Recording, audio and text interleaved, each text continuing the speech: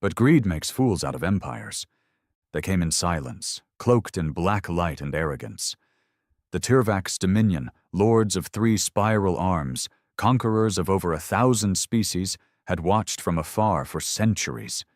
They saw Earth as primitive, loud, disorganized, but most of all, alone. They thought that meant weak. What they didn't know was that Earth wasn't isolated out of weakness. It was a warning, a galactic quarantine. The Tirvax breached it anyway. Their first contact wasn't a message or diplomacy. It was the sky splitting over Tokyo, Washington, Moscow. Ships like cities, bristling with weapons that could erase continents, hung over the world. They sent one message to Earth's leaders. You belong to us now. And in the quiet that followed, they waited for Earth to bow. But Earth didn't bow. It bled.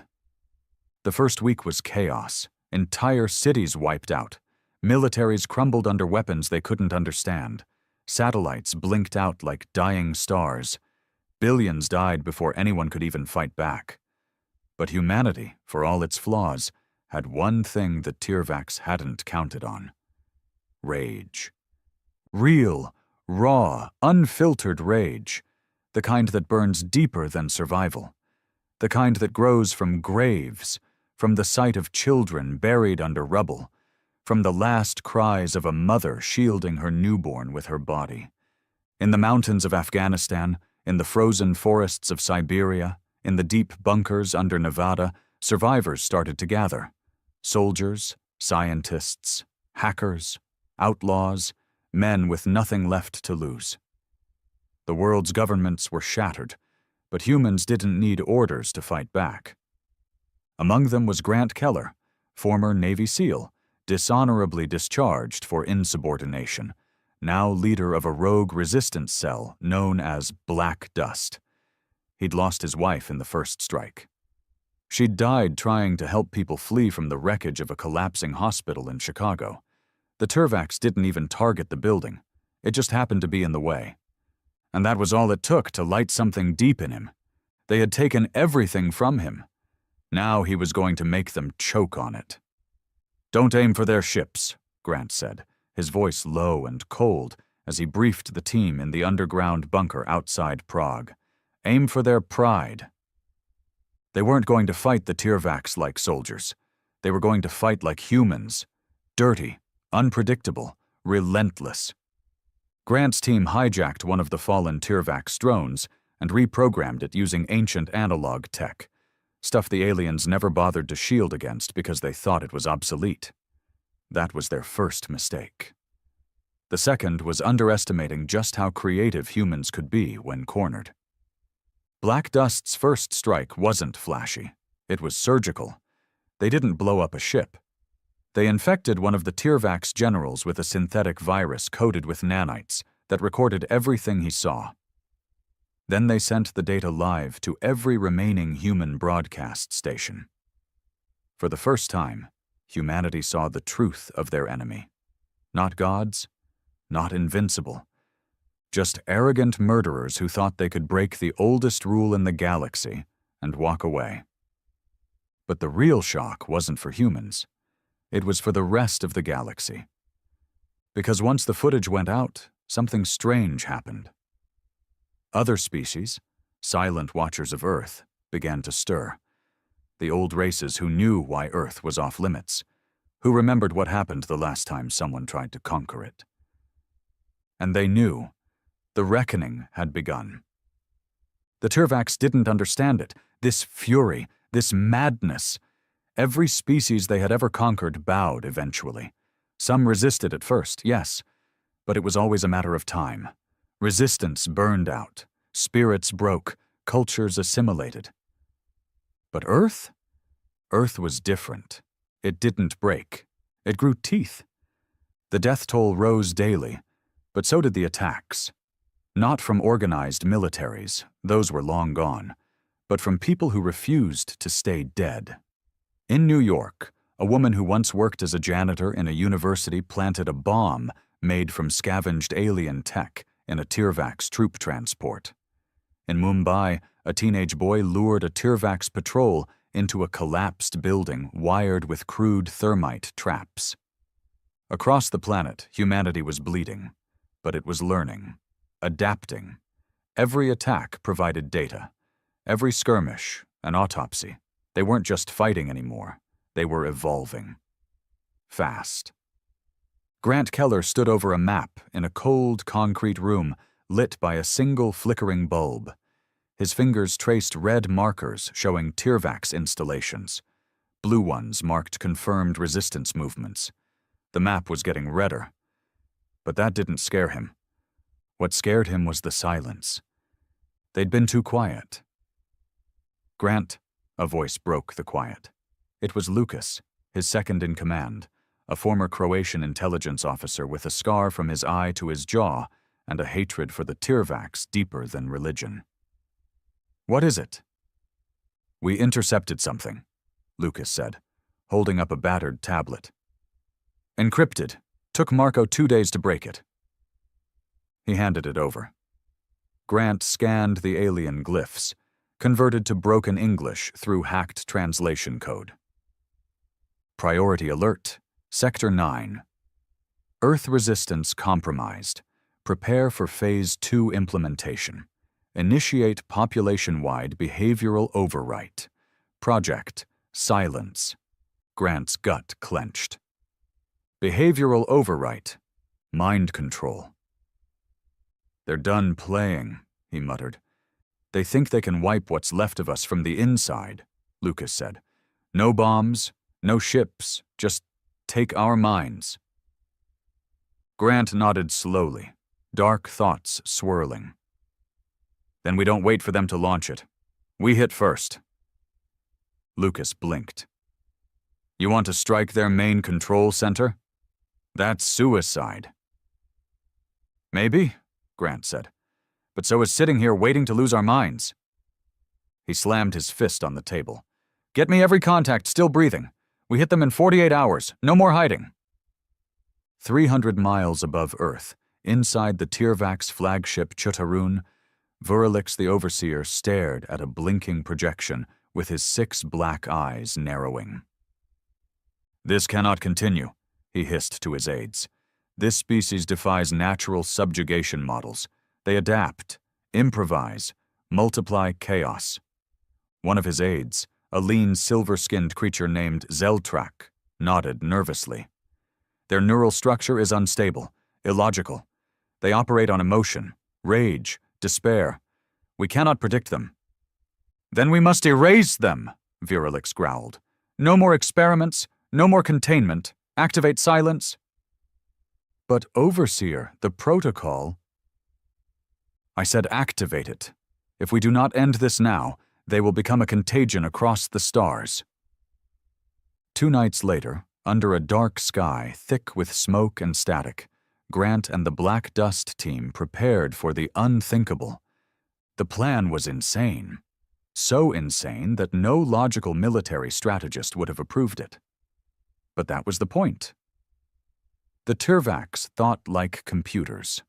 Earth didn't. The target was the Nexus node, a massive control station buried under the ruins of Berlin.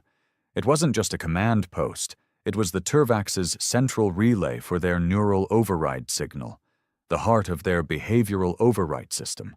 And they were going to blow it to hell. Grant strapped on his gear.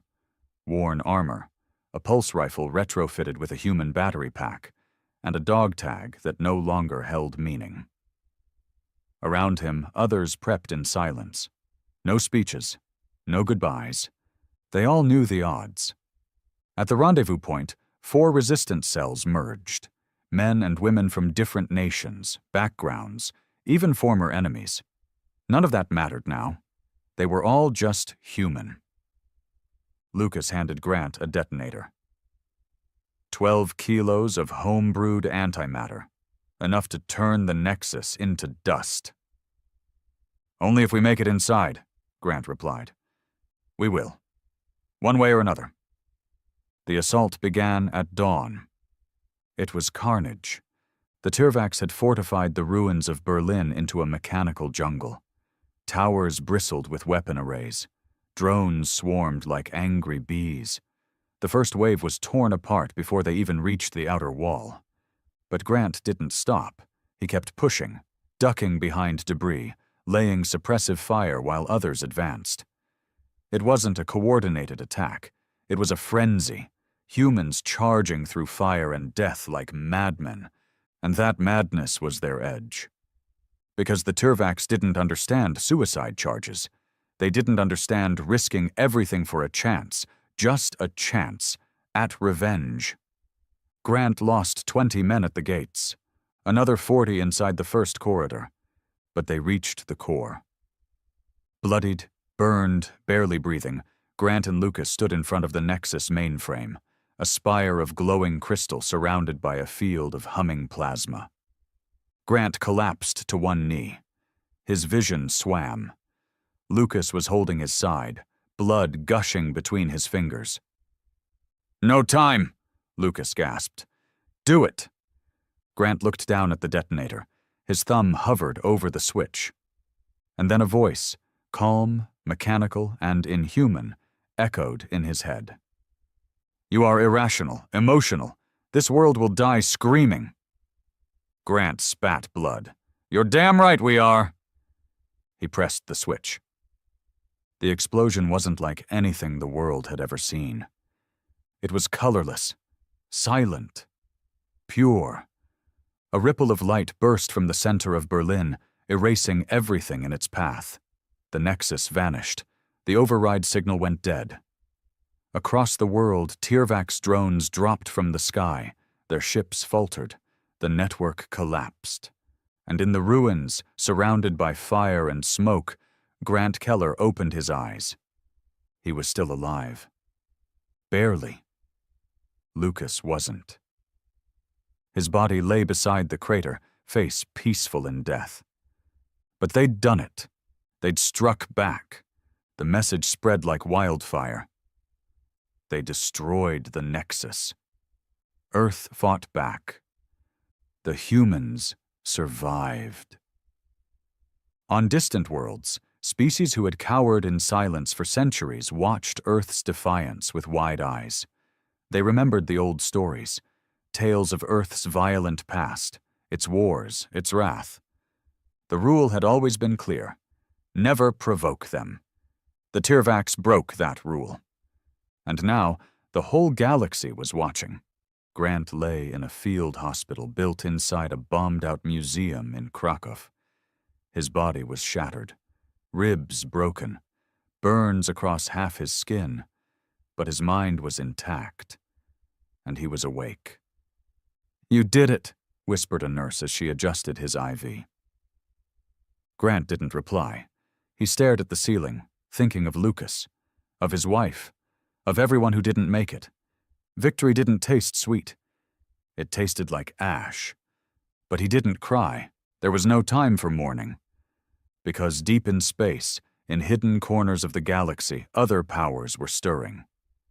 The Tirvacs weren't alone in watching Earth. And now that the rule had been broken, others were coming. Some to help, most to hunt. Humanity had revealed itself. The question now was, what would it become? The scars of Berlin hadn't even cooled when the next wave came, not from the Tirvacs, but from the shadows they'd stirred. The galaxy was vast, and Earth's defiance had been like blood in the water. Predators smelled it. They didn't arrive with fanfare, no glowing ships in the sky this time. They came quiet, subtle, through whispers, transmissions, strange flickers in hacked alien tech. At first, the Resistance thought they were ghosts, leftover AI from fallen ships or some Tirvacs failsafe. But then the voices changed. They started speaking Earth languages. At first it was English, then Russian, Mandarin, Urdu, Swahili. "Impressive," the voices said. "Painfully inefficient, but effective. You fight like animals, and animals can be trained." Grant was still healing when the first coded transmission came through. It hijacked their frequency, bypassed all firewalls, and came directly to the central terminal in Krakow base. No one could trace it. Only one message flashed on the screen. "We saw you." Grant sat in a wheelchair, half his body still wrapped in burn gauze. The medical team begged him to rest, but he refused. He rolled himself into the operations room and stared at the message until the screen dimmed. He leaned forward slowly. What the hell does that mean? Across the table, Jericho, one of the last cyber warfare specialists still alive, shook his head. "It ain't Tyrvax code. Not even close. This is deeper. Older." "You mean someone else is watching us?" Jericho nodded grimly. Or something. The truth was simple and terrifying. The galaxy had rules for a reason. The Tervax didn't make the Earth rule. They just obeyed it. Someone else had written it. Someone with enough power that even a star-dominating empire didn't dare cross it for millennia. Until now. And Earth's retaliation had drawn them out. "Grant," Jericho said, voice low. "We might have just kicked a bigger hornet's nest." 3 days later, they came. No ships in orbit, no visible approach. One moment the sky was clear, and the next 5 figures stood in the dead center of what used to be Warsaw. No noise, no displacement, just appeared. They weren't Tervax. They weren't even vaguely humanoid. Tall, skin like stone and shadow. No mouths, but you could feel them when they spoke. Straight into your skull. Every resistance drone in the area shorted out. Every camera cracked. Only one feed survived, and it was scrambled, distorted by radiation. Still, the message got through. "You broke the quarantine." That was the only thing they said. And then they vanished. Not before leaving a crater the size of a city block. No explosion, no heat. Just absence. Matter erased. It wasn't an attack. It was a demonstration, a warning. Grant sat in the command tent the next night, the smell of blood and antiseptic thick in the air. The air was cooler now, like the world itself had grown nervous. He stared at the reports, sightings of similar figures in South Africa, Norway, parts of Australia. Always the same pattern. Appear, deliver the message, leave behind nothing. "Think they're scouts?" he asked. Jericho paced the room, eyes bloodshot from lack of sleep. "Scouts, envoys, gods, I don't know, man, but they're not here to help." "They said we broke quarantine," Grant said slowly. "Not the Tervax, us." Jericho stopped pacing. "They see what we did as the real violation." It made a twisted kind of sense.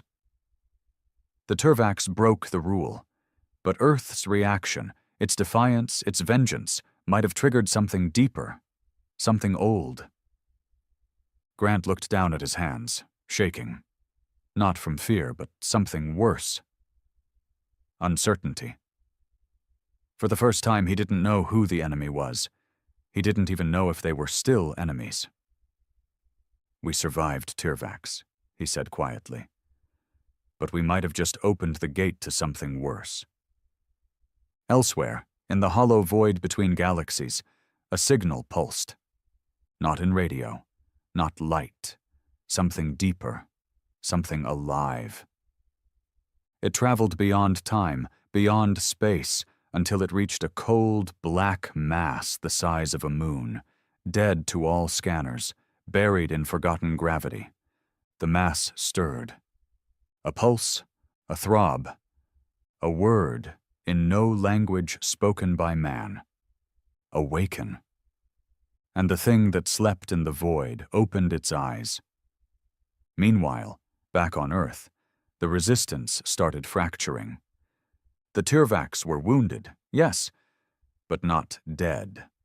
Their fractured ships began regrouping. Isolated pockets of soldiers grew more desperate, more violent. But now the humans were split on what to do. One faction wanted to finish the Tirvacs, hunt them down, erase every last trace. The other believed they had bigger problems now. "They're a distraction," said Captain Rui, head of the Eastern European cell. "The real threat is what's coming. We need to prepare." "No," snarled Havoc, leader of a rogue American militia. "We don't run from a fight. You give cowards space, and they breed. We kill the rest of the Tirvacs first. Every last one. Tensions boiled over. Gunfights broke out between cells. Old grudges flared. Tribes formed again. Humanity had survived the invasion, but now it was doing what it always did best: turning on itself. Grant watched it unfold from a battered surveillance post, jaw clenched tight. This wasn't what he fought for. Not chaos, not tribalism, but unity, survival, retaliation with purpose. He gathered the leaders, all of them, forced them into one room under armed guard. "No one leaves until we agree on one thing," he growled. "And what's that?" Rui asked coldly. Grant looked each of them in the eye. "That we are not done. Not until we know who these things are, where they came from, and why they locked us away like animals." He leaned forward. "You want to kill Tirvacs? Fine, but don't forget, they were just the ones stupid enough to poke the cage. Somebody built the cage. I want them." Silence followed. Heavy. Thick. And then, slowly, one by one, the heads began to nod. Not in agreement, in allegiance, not to each other, but to war. Grant stood in the ruined spire of what used to be Geneva, staring up at the stars. His ribs still ached, his back still bled when he moved too fast. But he was standing, still breathing.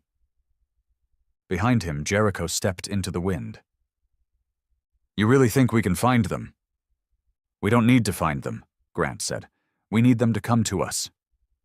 He held up a piece of shattered Tirvacs tech, half a neural core, still humming with energy. "What is that?" Jericho asked. "A message," Grant said. "We're going to build a beacon, one they can't ignore. A signal that says Earth isn't hiding anymore." Jericho frowned. "You're gonna poke the ancient galactic gods?" Grant grinned bitterly. "Number, I'm going to dare them." 2 months after the fall of the Nexus, Earth was still burning, but now it burned with purpose, all across the ruined planet. Survivors rebuilt. Not homes or cities, but weapons, bases, bunkers, and signals. Humanity had stopped trying to return to the old world. That world was gone, buried under alien wreckage and radioactive ash. What rose from its ashes was something harder, colder, focused. Grant Keller stood in what used to be an air traffic control tower at the edge of the Alps. It was now the central hub of the Beacon Project. Below him, engineers and scavengers moved like ants, hauling cables, fusion cores, and broken alien tech across a snow-covered tarmac. At the center of it all was the beacon, a 200-foot spike built from shattered Tirvacs relay towers, human satellite components, and tech stolen from the dead. It pulsed slowly, like a heart. It wasn't just a transmitter, it was a challenge. And Grant meant every beat of it. "You really think they'll respond?" Jericho asked from behind him, bundled in a worn leather coat, a rifle strapped to his back. "Oh, they'll hear it," Grant said. "And if they have any pride, they'll come." Jericho exhaled a slow breath, watching his own fog. "They might not come to talk." Grant smirked, the cold wind biting into the scar on his cheek. Good. By the end of the week, the beacon was live. Every few minutes, it sent out a signal pulse in every known galactic frequency, and even some they hadn't identified. The message was short, sharp, no translation needed. "This is Earth. We are awake. We are not sorry." Every time it broadcasted, alien remnants stirred. Scavenged tech reacted violently. Some exploded, some melted, some screamed. But Grant didn't stop it. He increased the range. If they wanted a fight, they'd get one. And someone was listening. Deep beneath the Pacific Ocean, where the Tirvax had once placed a forgotten research outpost, something stirred. Hidden inside a dead base was a dormant relay, centuries old, built with alien alloys not even the Tirvax had dared tamper with. It had gone silent long before Earth's invasion. But the beacon woke it. The signal hit that node like a hammer to glass, and from it came a return pulse. It wasn't a message. It was a lock-on. 2 days later, Earth's sky split, not with ships, not with light, but with sound. A low hum rolled across the planet like thunder, shaking every mountain, every building, every bone. Animals fled. Oceans rippled unnaturally. Power grids failed. Then silence. And then they came. This time there were no ships, no visible force. But suddenly, all resistance bases reported the same thing. Black monoliths, 10 meters high, smooth, floating 2 feet off the ground. Dozens of them scattered across the planet, hovering in forests, deserts, cities, ruins. No one saw them arrive. No one could touch them. No one could destroy them. And each one emitted a low-frequency hum that messed with electronics, communication, even human dreams. Within a day, people started reporting visions, strange dreams of other planets, of endless wars, of stars dying. Some woke up screaming. Others didn't wake up at all. Jericho stared at one of the monoliths from behind a scorched transport truck outside Munich. His hands trembled. This isn't invasion, it's study. Grant stood beside him, jaw tight. They're watching, measuring. Measuring what? Fear, Grant said. Limits, intent, whether we're worth finishing off or joining. Jericho turned to him. Joining? Grant didn't look away from the monolith. You don't write a law like the Earth rule unless you're scared of something. Maybe it wasn't to protect them from us. Maybe it was to protect us from what we might become. By week 2, things got worse. The monoliths started to respond. They didn't speak, but they began affecting matter around them. Gravity changed, water moved sideways. Time seemed to skip for people nearby. Some claimed to lose hours just standing near them. Others aged rapidly. In Cairo, an entire building melted like wax while a monolith floated nearby. No heat, no warning, just collapse. In Brazil, 3 resistance fighters simply vanished mid-conversation, gone, no remains, no trace. Their rifles were left behind, standing upright. In Alaska, 1 monolith split open for exactly 13 seconds, revealing a blinding void inside. A soldier tried to film it. He went blind instantly. The footage? Corrupted, like the data didn't want to exist. Panic spread across the resistance. Some wanted to destroy the monoliths. Others wanted to pray to them. Grant wanted answers. He ordered one of the monoliths surrounded. They built a camp around it, filled with sensors, drones, and a rotating team of observers. He stayed there every night, staring at it, waiting. "Talk to me," he muttered. "You came all this way. Do something." And then, on the 12th night, it did. The monolith pulsed. Bright. Fast. And from it came a voice, not audible, but inside his mind. "You are persistent." Grant sat up straight. Sweat trickled down his spine. "Who are you?" he whispered. "We are the Watchers, the Rememberers, the Authors." Why are you here? Because you refuse to be forgotten. Grant clenched his fists. What do you want from us? A pause. Then the voice returned, colder. We wanted you contained. You chose otherwise. Grant's heart pounded. You put a rule around Earth. Why? What are you afraid of? Silence again. And then the answer came, soft as death. Your story is always the same. Suffering, to survival, to slaughter. We tried to stop it, but the cage is broken now. The monolith went dark, and Grant understood. They weren't scared of humans. They were scared of what humans might become when pushed too far, of what vengeance forged in extinction might look like, of a species that didn't want peace, but justice soaked in blood and loss. The next morning, Grant gathered every resistance leader again. Forget the Tirvacs, he said. They're not the target anymore. Rui frowned. You want us to declare war on what? Ancient gods? No, Grant said. I want us to become the reason they wrote that damn rule in the first place. He paced the room. They want us afraid, quiet, ashamed of what we did, of how we fought, but we're not going back into a cage, not again. He stopped. We build, we learn, we adapt, and if they come for us again, he leaned in. We make them regret ever looking this way. It was no longer about survival. It was now about declaration. Earth had been the caged animal, cornered and observed. The Tirvacs had been the fool who opened the gate. And the Watchers, the architects of that invisible prison, had returned only to find the beast wasn't wounded or limping.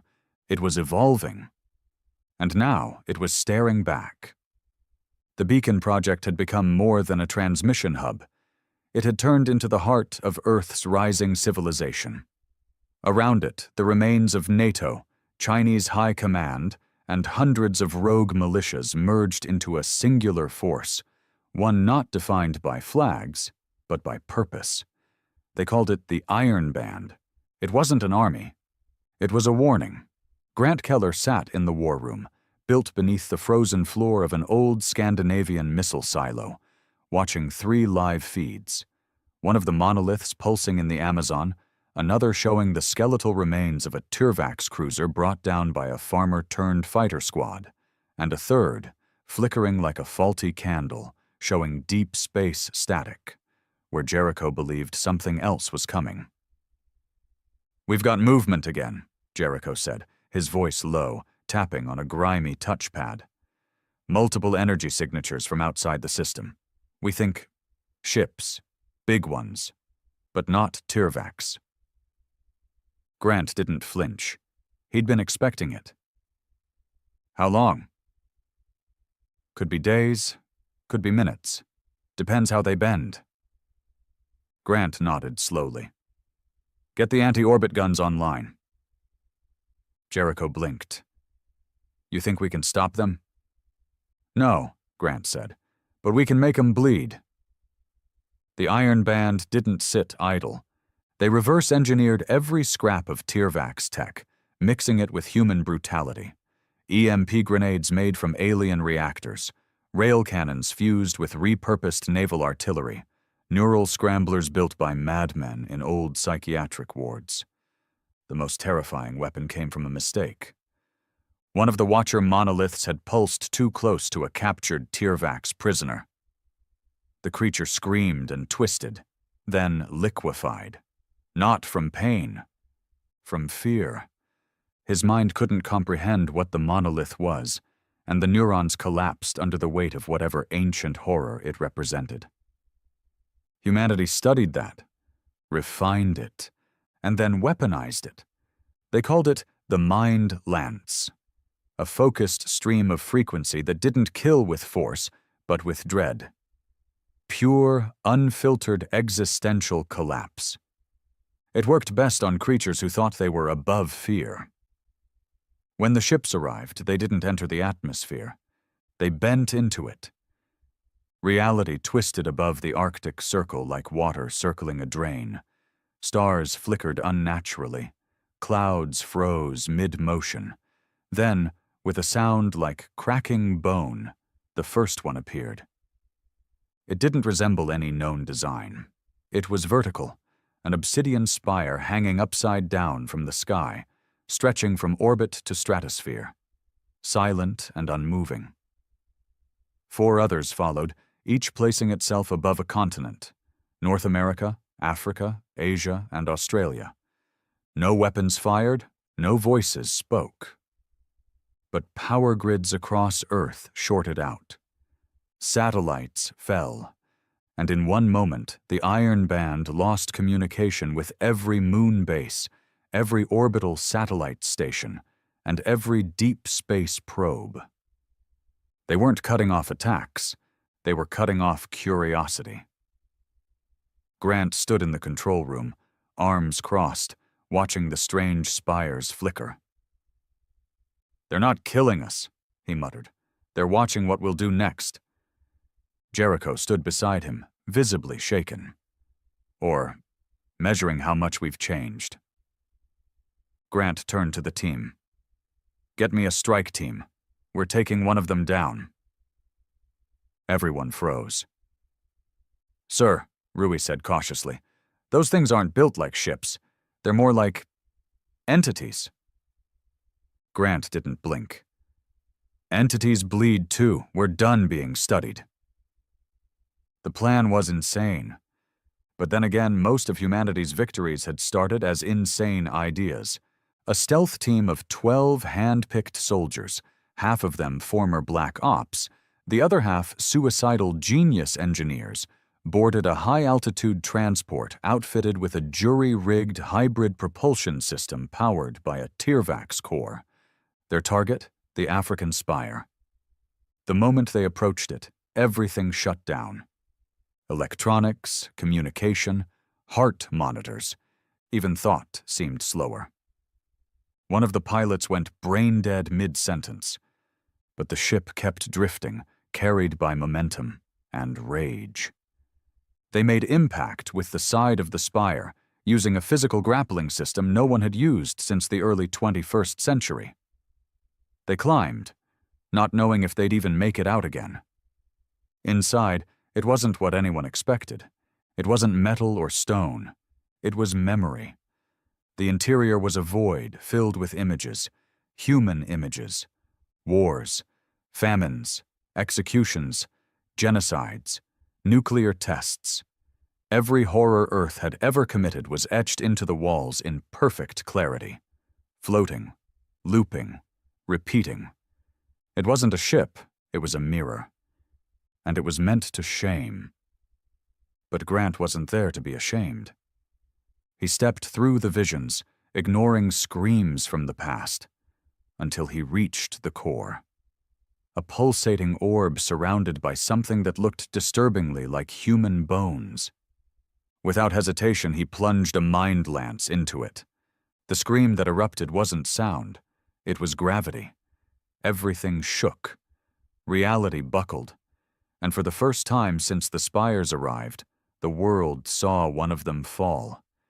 It didn't explode, it evaporated, leaving only a smear in the sky and a silence that felt like held breath. The Watchers responded. Every remaining spire pulsed violently. Monoliths worldwide cracked. The planet groaned. And then, for the first time, a transmission came through. Not in code, not in glyphs, but in English. You were warned. The cage was mercy. Mercy is over. Every man in the room went cold. But Grant just smiled grimly. They're angry. Jericho looked at him like he was insane. Yeah, and? Grant leaned in. Anger means they're not gods. He turned to the room. Tell every cell on Earth. Prepare for war. Not against Watchers, not against invaders, not against tyrants. He raised his voice. against the ones who tried to decide what we could be. It wasn't just a war anymore. It was evolution. The Watchers had finally spoken, and with those 4 bitter words, "Mercy is over," they declared open war. But Earth didn't tremble. Earth sharpened its teeth. The fall of the African spire became more than just a strike. It was a symbol. Across the ravaged planet, people watched grainy footage of the sky tearing open, of reality bending, and of that towering godlike vessel disintegrating from a human-made weapon. Hope was no longer some luxury whispered about in basements and prayer circles. Hope had been weaponized, and Grant Keller, scarred and half-limping, had become its unwilling prophet. He stood now before the Iron Band's largest war council, gathered in the underground remains of Reykjavik's old geothermal grid, one of the few places the spire pulses hadn't reached. The table was cluttered with maps, alien scraps, hand-drawn symbols, and blood-stained folders. 17 resistance leaders, each with their own war stories carved into their skin, stared at Grant. "This is it," he said. "No more waiting. No more questions. They want to test our limits? Fine. Let's show them how far we're willing to go." He tapped on the battered table. "We hit all 4 spires. Same day, same hour, coordinated strikes, and when they scream, when they bleed, we keep going." Captain Rui grunted. "You're planning to pick a fight with creatures that built reality-bending prisons?" "They built prisons because they're afraid of what we might be without them." Another voice, this time a younger commander from Argentina, asked quietly, "What if the stories were true, Grant? What if we are monsters? What if they were right to lock us up?" Grant didn't flinch. He leaned forward, looking the kid dead in the eye. "Then it's time the galaxy learned what happens when you chain a monster too long." Preparations moved faster than anyone expected. The Mind Lance tech had been duplicated, now portable, shoulder-mounted, and refined with parts from monolith cores. They didn't know exactly how it worked, but that didn't matter. Humanity had never needed full understanding to wield destruction. Each of the remaining 4 spires would be attacked by elite mixed squad fire teams, airdropped or tunneled as needed. Grant himself chose the North American spire as his target, not because it was the most dangerous, but because it stood in what remained of Kansas City. His home. It was poetic in the most brutal way. He hadn't been back since the invasion. Not since the Tirvacs burned his wife alive during the initial strikes.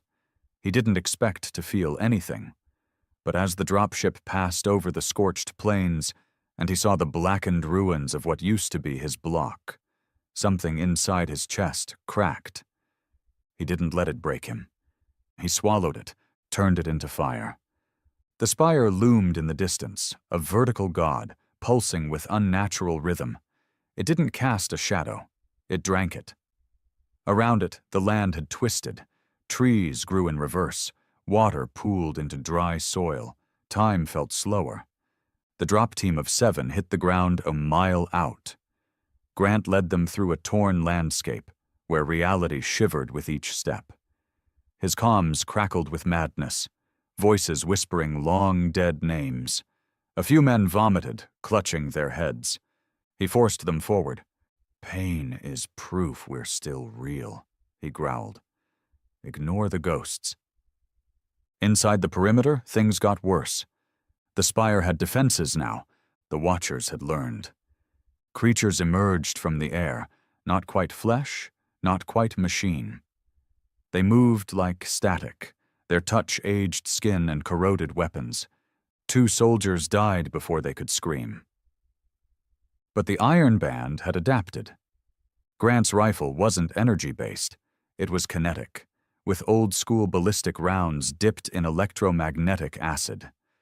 It tore through the first creature, sending it screeching into ash. They pressed on. They reached the spire.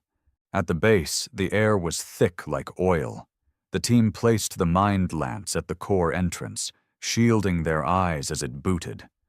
The orb pulsed. Grant counted. 5, 4, 3 dash. Then something slammed him to the ground. The world flipped sideways. A voice poured into his skull, raw, ancient, filled with disappointment. "You were meant for better." He roared in defiance.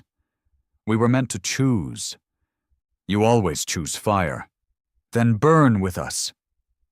He hit the trigger. The mind lance screamed. This time the spire didn't just evaporate, it exploded, ripping a hole in the sky, hurling debris across 3 states, tearing through cloud cover and sending shockwaves that knocked out every satellite in orbit.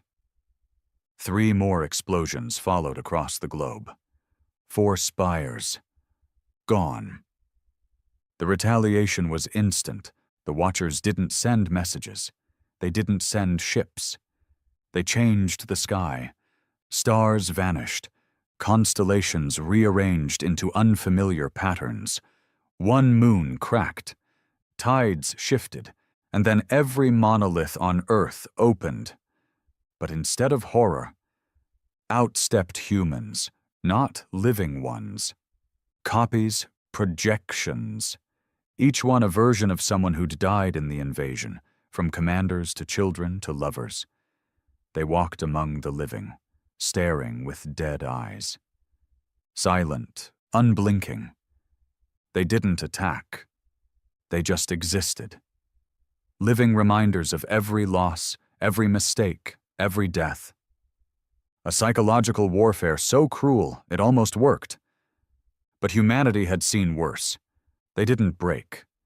They buried the copies with bullets. Grant walked up to the one that looked like his wife.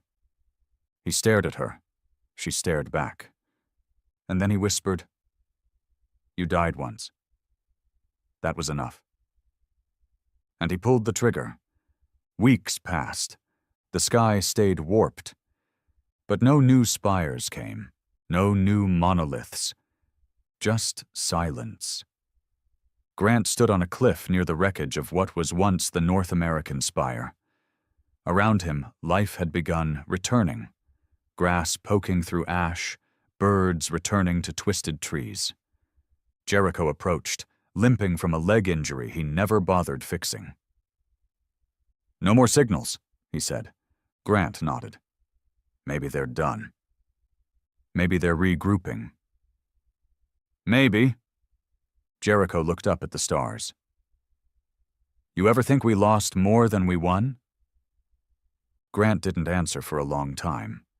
Then, finally, "Yeah, but we finally got to lose on our own terms." He turned to Jericho. "We were never the monsters, just the ones no one could predict. That's what they feared." Jericho smirked. "And now?" Grant narrowed his eyes at the war-torn sky. "Now they know we don't need chains to be dangerous." The silence lasted 17 days. No spires, no monoliths, no signals from the stars. Just quiet. Uneasy, unnatural quiet. And that scared people more than any war had. Because silence didn't mean peace, it meant planning. Grant Keller knew that better than anyone. He hadn't slept right in over a year. The scars on his back still tore open when the weather changed. He couldn't close his eyes without seeing the ruins of Kansas City, or the twisted echo of his dead wife staring back from the monolith's illusion. But he also couldn't stop now. They had crossed a line, and lines, once crossed, meant war. "We're not waiting this time," he said, standing before a new war council in what used to be an undersea Russian command bunker. "We're done reacting." Jericho was there, leg braced with salvaged alien tech. So was Rui, wrapped in fresh bandages from a failed monolith scavenging run. Across the room were leaders from 30 different global cells. Most had killed more in the last year than in their entire lifetimes. Grant tapped the table. A crude 3D projection lit up. A star map. It showed the solar system and beyond. One red dot blinked just outside the Oort cloud. "This," Grant said, "is where the last signal originated. We believe it's them, or at least part of them." "The Watchers?" Rui asked. "Or what's left of them?" "What makes you think they'll be there?" Grant leaned in, voice tight. "Because they didn't expect us to win. They expected us to die. And when we didn't, they ran out of stories to write." The plan was madness. They were going to send a manned vessel into deep space, past Pluto, past the cloud of frozen debris that wrapped around the solar system, to chase a phantom signal from creatures that could rewrite physics on a whim. But humanity had always been fueled by madness. Project Titanfall wasn't built in a government lab. It was cobbled together from fallen Tyrvax hulls, scrapped monolith shards, and retrofitted Earth tech. The engines were unstable, the shielding untested, the weaponry largely theoretical, and Grant Keller volunteered to pilot it. Jericho tried to talk him out of it. "You're not trained for deep space," he argued. "You're a ground fighter, a killer, not a damn astronaut." Grant just smirked.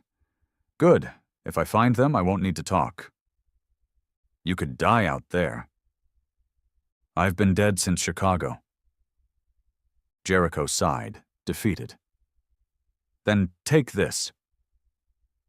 He handed Grant a small device, no larger than a pack of smokes. "It's the last Mind Lance prototype. Short range, one use, but it cuts deeper. Emotionally reactive tech. The angrier you are, the harder it hits."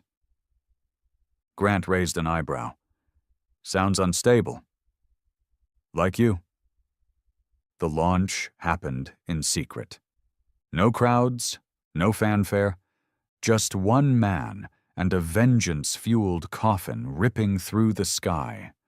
As Titanfall left the atmosphere, Earth turned slowly beneath it, a bruised, battered world that had finally bitten back. The journey was measured not in miles, but in silence. Alone in the cockpit, Grant drifted in and out of half-sleep, dreaming of fire and broken cities, of spires exploding and blood on his hands. He didn't regret it. He just wanted it to mean something. Day 22, the proximity alarm triggered. He wasn't near a planet, or an asteroid. He was near it. The thing. It wasn't a ship.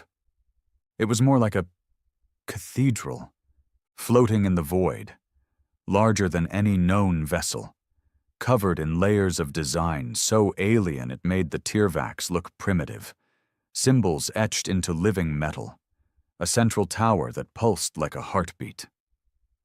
Grant's breath slowed. He gripped the manual controls, guiding Titanfall toward it. No defense systems fired, no warnings, just invitation. He docked. The airlock groaned open, and for the first time in the war, Grant Keller stepped into the mind of his enemy. The inside was worse than any battlefield. It was a museum of nightmares. Frozen images from across time lined the walls, scenes of human savagery, the Spanish Inquisition, Rwanda, the trenches of World War I, Nagasaki, Chicago. Each one perfectly preserved in shimmering crystal, rotating in the dark. They weren't here to mock him. They were here to remind him, this is who you are. He walked past them in silence until he reached the core.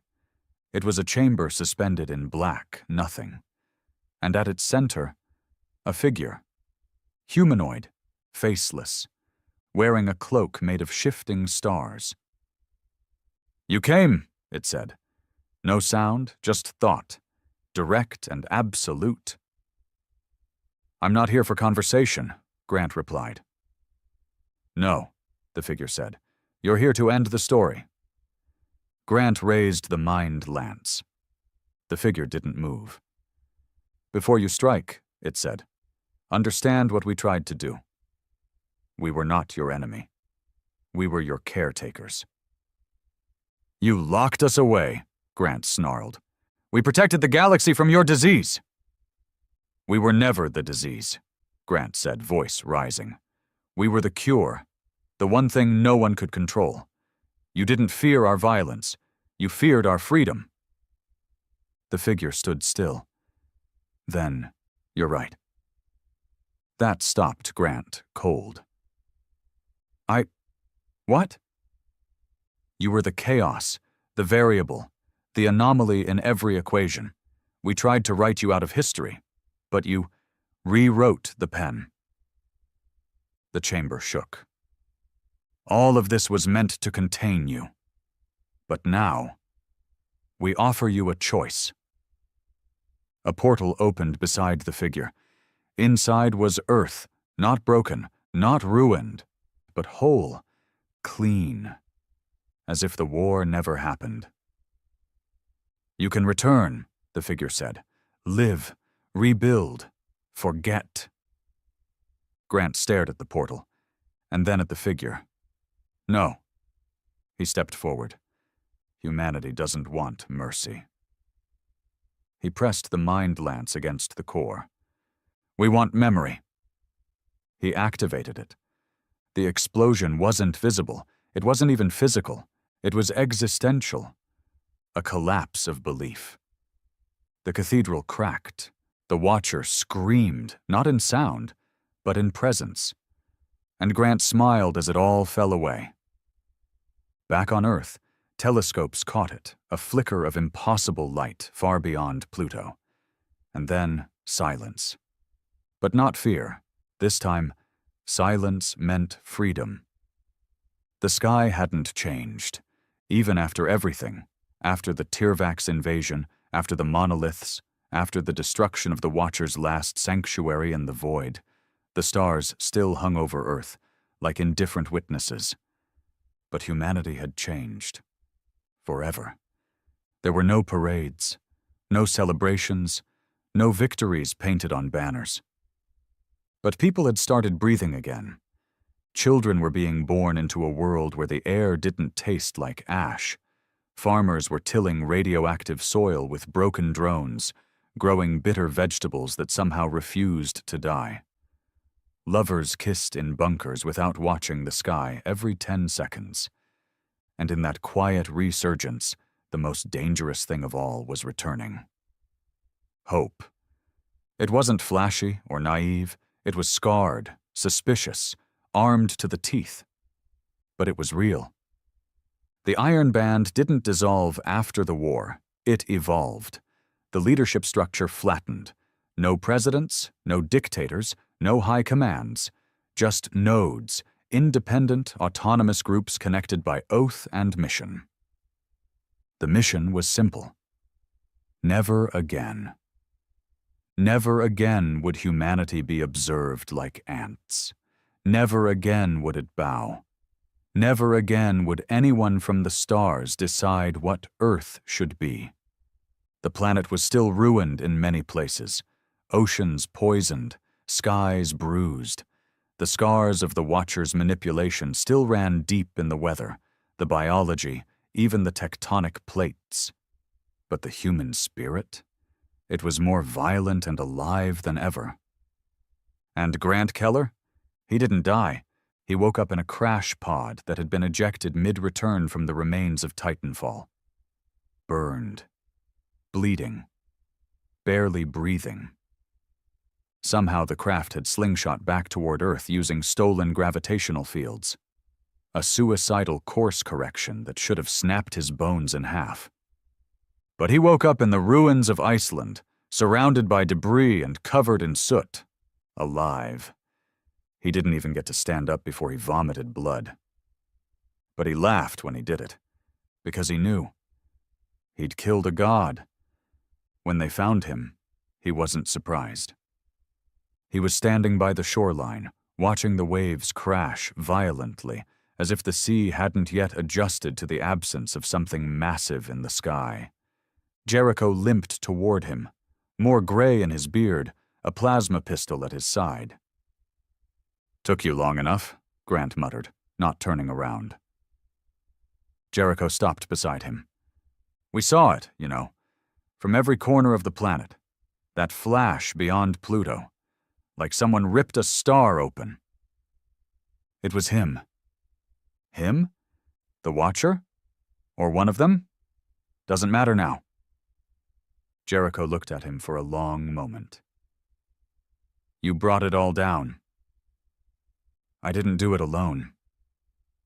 Jericho nodded. Still, you ended the story they tried to write. Grant chuckled. Number I just tore out the last chapter. Now we get to write the rest.